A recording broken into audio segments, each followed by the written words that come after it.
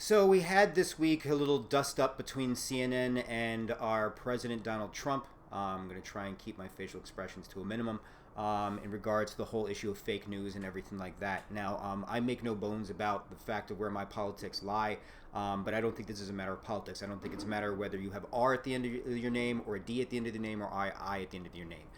What we have going on in the White House is a cluster mess.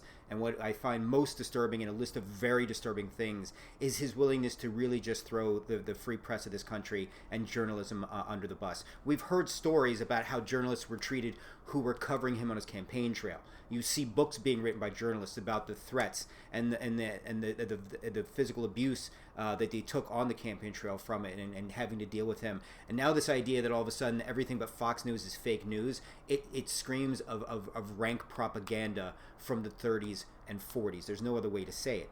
You know, when you rail against fake news and you spend your time issuing anywhere from 6 to 8 lies from a pulpit in the press briefing room, it's more than just hypocrisy. It's the most cynical thing in the sense that it just says, hey, Americans, you're effing stupid. You're just going to believe whatever we spoon feed you. And except for 33%, I don't believe that about this country.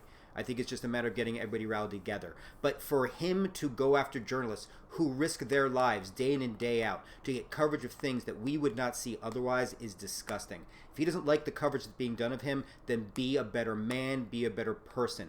But at 70-something years old, it's not going to happen because he's been entitled, he's been privileged, and he's been just a rich white guy, quote-unquote, for long. And it's everything that comes with it, so of course he's not going to change. That's fine. But to attack our institution and attack our media in this country, to go against the First Amendment, to go against things just because you don't like them and they're unpleasant, that is un-American. That goes against everything that this country was built upon. And again, I don't. We will at some point down the road be explaining to generations to come. We'll be apologizing, not even explaining. We'll be apologizing for allowing this to happen because we'll have no answer. We'll be asked how this happened, and we will have absolutely no answer to them. None, except we just won't be able to look them in the eye. That's it.